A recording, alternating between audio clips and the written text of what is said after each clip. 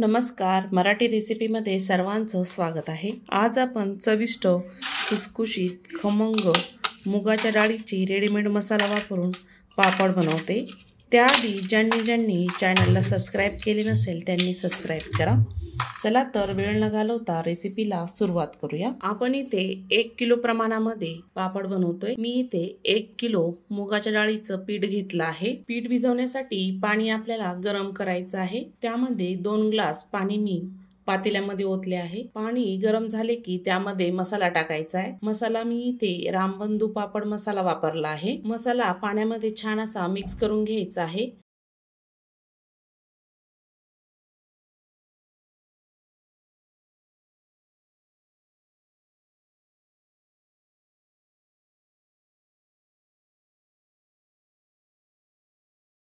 पूर्णपणे मसाला मिक्स झाला आहे। मसाल्याला आपल्याला एक उकळी आणायची आहे। एक उकळी आली की गॅस बंद करायचा आहे। पाणी आपल्याला पूर्णपणे थंड होऊ द्यायचं आहे।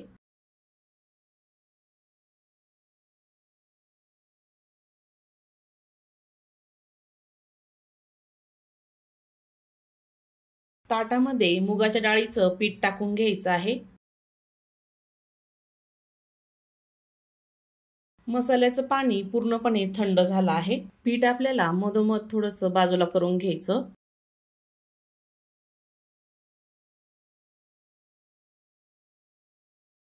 थंड झालेला मसाला त्यामध्ये टाकायचा आहे। छान असा मिक्स करून घ्यायचा पिठामध्ये।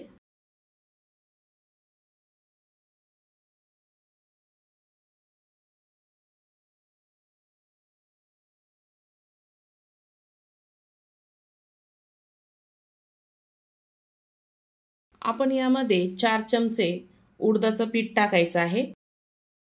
उडदाच्या पिठामुळे पापडाला चिकटपणा येतो। पापड करताना किंवा सुकल्यावर ते तुटणार नाही त्यासाठी उडदाचं पीठ टाकायचं।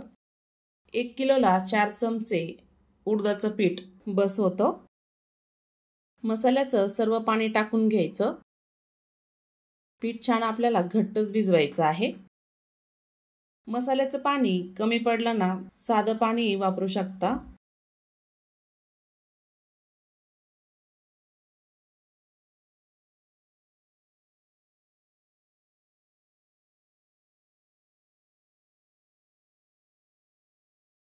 मस्त असा गोळा तयार झाला आहे। त्यामध्ये 1-2 चमचे तेल टाकायचं। छान असं मळून घ्यायचं पीठ।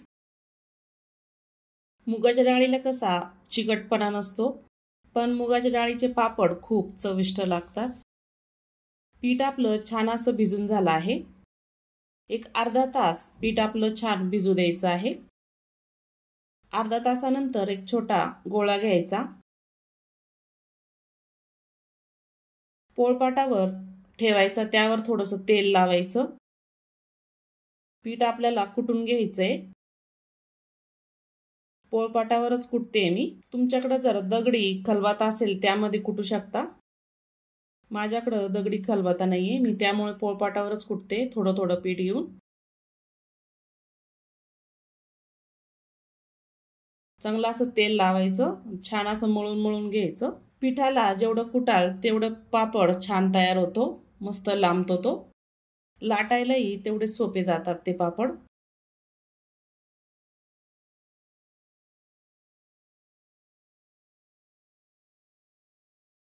पीठ छान मळून झालं आहे।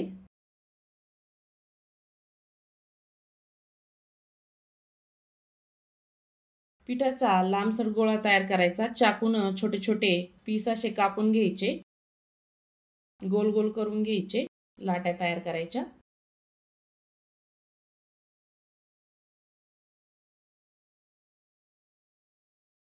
तयार केलेल्या लाट्या एका भांड्यामध्ये टाकून घ्यायच्या। सर्व लाट्या मी अशाच तयार करून घेते।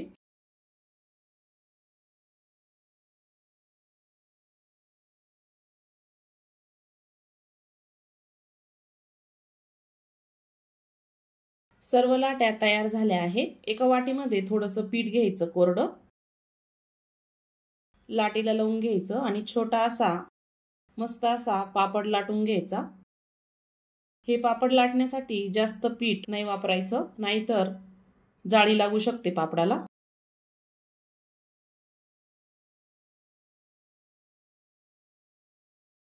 मस्त असा पापड लाटून झाला आहे।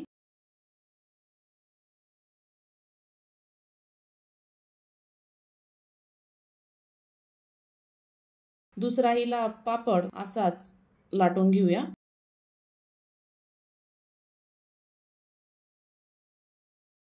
मुगाच्या डाळीचे पापडाचा कलर बघू शकता, मस्त दिसतोय पिवळसर। पापड थोडेसे लाटल्यानंतर एकावर एक टाकायचे म्हणजे ते खोबडे होणार नाही, वाकडे होणार नाही। सर्व पापड लाटून झाले आहे। मी थोडेसे हवेशीर टाकले आहे बाहेर, किंवा तुम्ही फॅनच्या हवेखाली टाकू शकता।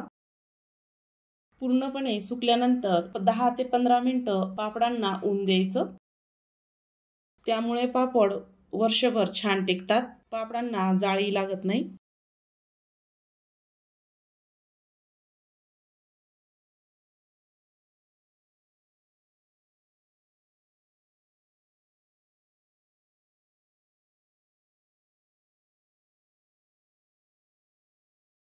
मस्त असे पापड तयार झाले आहे। पापडांचा कलर बघू शकता, किती मस्त पिवळसर झालाय। तुम्हाला मी तळून दाखवते पापड। मस्त असा खुसखुशीत पापड तळला गेला आहे, बघू शकता। चवीलाही तितकेच टेस्टी लागतात, अवश्य करून पहा। दुसराही पापड असाच तळून घेऊया, ताटामध्ये काढू। हे पापड उन्हाळ्यामध्ये करून ठेवले ना, मस्त असे वर्षभर छान टिकतात। या पद्धतीने चविष्ट खुसखुशीत असे पापड अवश्य तयार करून बघा। आय होप आजचा व्हिडिओ कसा वाटला, आवडला असेल तर चॅनलला सबस्क्राईब करा, बेल आयकॉनला क्लिक करा, म्हणजे नवीन रेसिपीचे नोटिफिकेशन सर्वात आधी तुम्हाला मिळेल। पुन्हा भेटूया अशाच नवीन रेसिपी सोबत।